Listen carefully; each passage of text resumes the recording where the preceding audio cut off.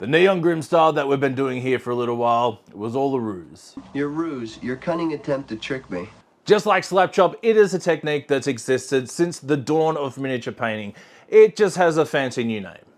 It's basic volumetric highlighting. And that just means we're using the contrast of light and dark to trick our brain into thinking that there's a greater depth perception than there really is. Let me show you. We want to give this little black dot some volume, so we're going to add some highlight tones in Deep Azure, Turquoise Siren, and Neptune Glow. Now we've worked up with the highlights, we need to work down, and for that we're going to start with a mid-tone of Imperial Navy and then shadows of Diabolic Plum and Terrestrial Titan. The only difference between that diagram and what we're doing is that we're actually painting on a three-dimensional surface, but all the ideas, colors, and placements are the same. Now let's try that on an actual model. We're going to start off with the Deep Azure. Now this is the beginning of our highlights. It might feel a little bit weird starting from the highlights instead of a mid-tone or a shadow tone like we're typically used to in the heavy metal style. But value sketching is all about finding where those values are. So when we can start from something like a highlight, we know that we can follow the either side for the rest of our colors and be fine. Also, don't be scared of flipping your model around and changing position so you can comfortably reach places. With our highlights placed, we're going to jump into our mid-tone. Now, I'm going to be using a few different techniques to kind of smooth out the blends between these two colors, especially because we have a turquoise, which is a bluey green, and then actual blue.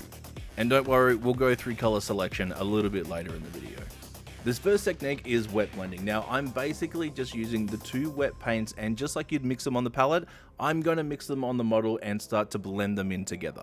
Wet blending is probably one of the easiest and fastest ways of actually getting a smooth transition between two different colors. And it's really not as hard as you think. Exactly how you would mix paint on the palette is what we're doing, except it's on the miniature. For wet blending, I typically don't thin down my paints at all. These are straight out of the bottle. Now with our mid-tones placed, we're going to move into a shadow tone, and ours is Diabolic Plum. While typically most people will use a darker version of their mid-tone to create their shadow tones, I like to go with something different and create that visual interest. The extra pop and saturation that we're going to get from the Diabolic Plum is going to make the whole thing a lot more interesting to look at. And I'm actually going to apply this in the exact same way, sitting it next to the blue and then going back and forward and just wet blending them together. If you find that the blue's dried before you've had time to put on the Diabolic Plum and kind of start blending in together, don't worry, just pick up a little bit more blue paint on your brush, put it down in the exact same spot, and then you can start blending. After all this is done, we're actually going to repeat this on the opposite side. Now we're going to move into highlighting. Turquoise Siren is going to be the first port of call, and basically all we're doing here is running a few strips down the middle of where that Deep Azure was. And then inside of that, we're going to move into our Neptune Glow. For these, I've worked a little bit thinner than we have for the rest of them, because now that we're layering, I want a little bit of transparency. I want to build up the highlights, but I want to build them up fairly smoothly. And then to help this read as non-metallic, we're also going to go across some of the flat panels and the edges. You want to edge highlight, that's where the reflectiveness is going to start to appear.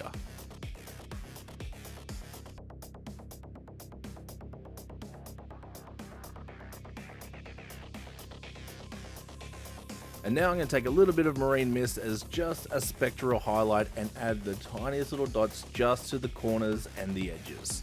Don't add too much of this, you want to very sparingly apply this. We just want dots on the most focused points of light, which is all the sharpest edges.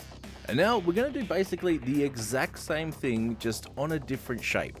This one you might recognize from the diagram that we showed in the beginning of the video, and we're doing the exact same thing here.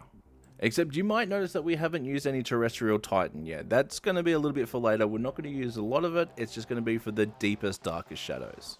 One thing that can be a little bit tricky when you're doing an entire model in a non-metallic is trying to get the continuity. And the simplest way to think about that is we are applying the exact same idea over different shapes. All we have to do then is follow that shape and where their highlights would be.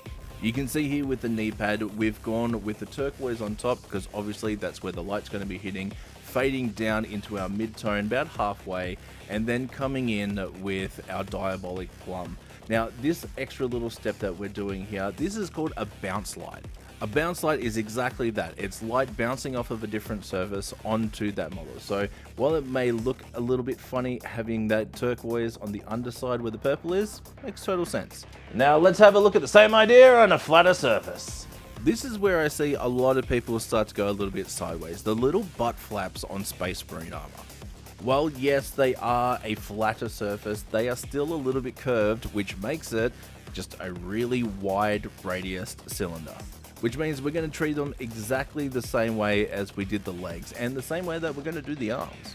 And that means we have to pick out the highlight section that we're going to use as our bases and then move out from there. Typically what I like to do is kind of go a little bit left of center with the highlight so I can work down the transition and kind of get back into the highlight colors again. Alright, notice here that I'm adding a little bit more of that Imperial Navy because the first layer are dry. This is just what I was saying earlier. If you need to add a little bit over again, that is not a problem at all. Add it back in, mix it down, and then we can blend back into the other sides. Something else to remember when working with blues, blue paint is generally incredibly intense, which means it can be super overpowering for other colors. When wet blending with blue, I typically find that I'll blend out with the blue originally, it'll take over and be a little bit too intense, and then I'll have to come back in with the other color just to kind of even it out. And that is perfectly fine. Wet blending, like a lot of other techniques, are very rarely a one and done situation. Sometimes you'll get lucky and the first time in the first pass you'll have a great transition, but typically you'll have to go back and forward a few times just to get it to sit how you want it to. After working back through the transition, you can see I'm back at the turquoise, and I wanted to kind of hit those on the edges because again, that's where the light is probably going to gather the most as far as finding a sharp edge. Now jumping in with the arms, we're going to treat them exactly like the legs because they're basic cylinders as well. Because let's be honest, all an arm is a leg with a grabber instead of a gripper.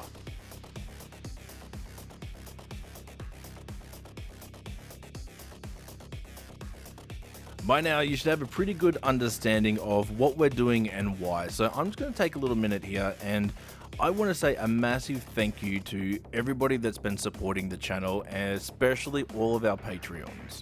If you've been keeping up with the videos and the shorts, you would have heard of something called the Prismatic Heretic models. Basically, this is a tier on our Patreon that if you sign up, you get to pick how we paint a model, I'll paint it, and then I'll send it to you.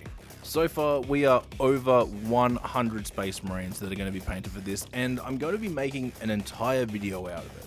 Not only am I going to be showing you what I'm doing, how I'm doing it, but I'm also going to be answering the questions that have been submitted by all of our awesome Patreons. So if you want to be a part of that, be in a Heresy for Heretics video and get your own custom painted mini, the links are in the description to the Patreon.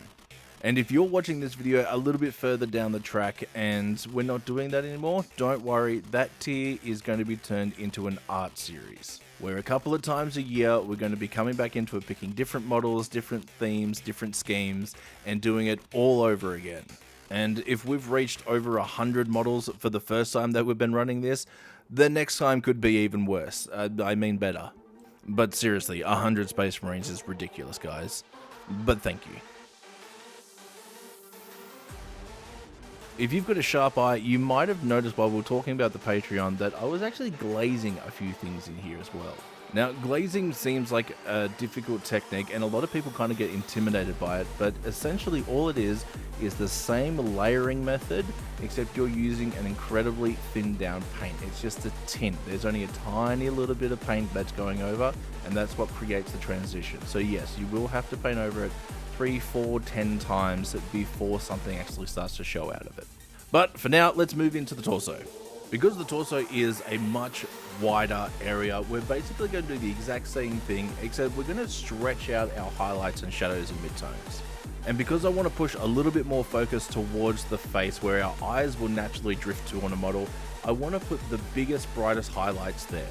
And because that part is going to be the big focus grabber of this particular section, the rest of the torso is actually going to be our midtone, and that's why this is all actually going to look like it's blue.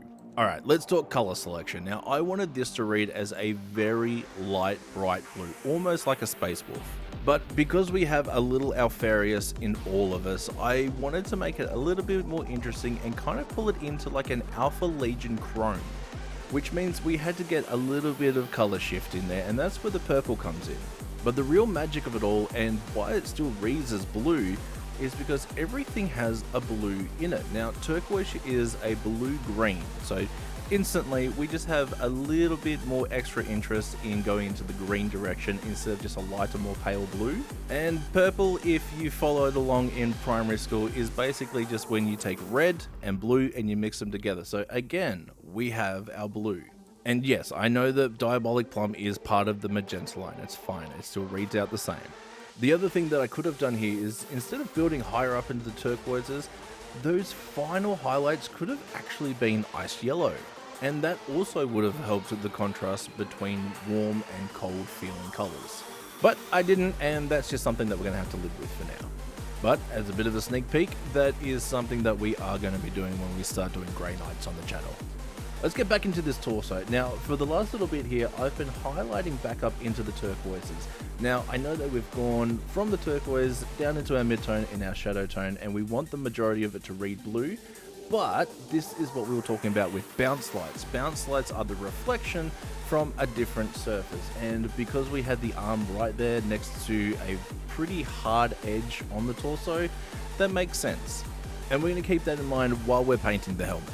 Again, starting with all of those highlights, this is how we know that we've got all the highlights in the right spot without too much work. If we can start to read the model as how we kind of want to see it, it means that we're heading in the right direction. And that's the whole idea behind value sketching. We're literally sketching out all the values and all the different parts that we want to stand out. We're starting to paint in where we want things to be placed, and we're working on our placement. The biggest challenge we have as miniature painters is trying to figure out placement. Placement is what sells each and every single technique.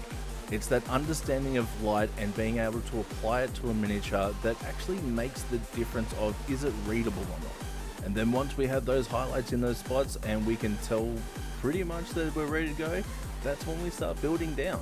Now, since the face is naturally where everybody's eyes will go when we start to look at miniatures, we want to bring more attention to the helmet than we do the rest of the miniature. And that means that we're going to have a greater section of highlight than we do of mid-tone or shadow. And to get that, we're going back to wet blending, except we're going to be a little bit more heavy-handed with the turquoise than we are with the blue. Now, this doesn't mean that we're not going to have a shadow tone in there. We definitely are, because we need that contrast. It just means that we want to make the face, the whole helmet, appear brighter than the rest. Which is also actually why, if you notice on the backpack, that hasn't been built up as high as everything else, because you can see the top of the backpack is pretty much in line with the head. We don't want to make that aura blur. We don't want to fight for focus. And the way that I got that was actually just by leaving out the spectral highlight, and then our final highlight was again wet blended into the first highlight. So we actually stopped at Neptune Glow, except it was mixed back in to the Turquoise Siren. It's still built up, it's just not quite intense as the rest of it. And the way that we're actually going to build up and go further than that is by adding more marine mist as a wider highlight instead of just a spectral highlight.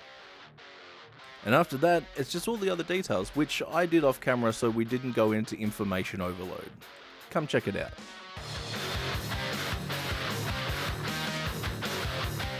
If this is your first time attempting or trying, or even thinking about trying something like this, don't worry if the first one doesn't quite pan out.